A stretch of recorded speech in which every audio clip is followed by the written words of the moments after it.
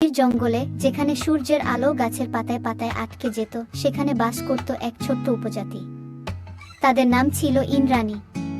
তারা প্রকৃতির সাথে মিলেমিশে থাকত, আর তাদের সবচেয়ে প্রিয় ছিল ওই বিশাল বিশাল গাছগুলো।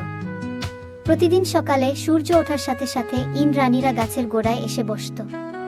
তারা বিশ্বাস করত এই গাছগুলোই তাদের সবকিছুর উৎস। তাদের খাবার, আশ্রয় আর জীবনের সব আনন্দ এখানেই। তাই তারা গাছকে শুধু পুজোই করত না, বরং নিজেদের পরিবারের একজন সদস্যের মতো ভালোবাসত। তারা গাছের ডালপালা ছুঁয়ে কথা বলতো, তাদের পাতাদের ফিসফিসানি শুনত, আর গাছের গায়ে হেলান দিয়ে ঘুমাত। জঙ্গল ছিল তাদের মন্দির, আর গাছগুলো ছিল তাদের দেবতা। একদিন এক ভয়ানক ঝড় এল। জঙ্গলের সব গাছপালা কাঁপতে শুরু করলো, কিন্তু ইন্দ্রাণীরা ভয় পেল না। তারা তাদের প্রিয় গাছগুলোর পাশে এসে দাঁড়াল, তাদের জড়িয়ে ধরল, আর একসাথে প্রার্থনা করল।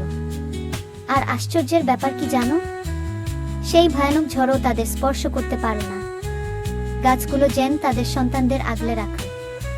ঝড় থেমে যাওয়ার পর ইন্দ্রাণীরা তাদের গাছের প্রতি আরো বেশি কৃতজ্ঞ হল। তারা বুঝল ভালোবাসা আর বিশ্বাসের শক্তি যে কোনো ঝড়ের চেয়েও বড়।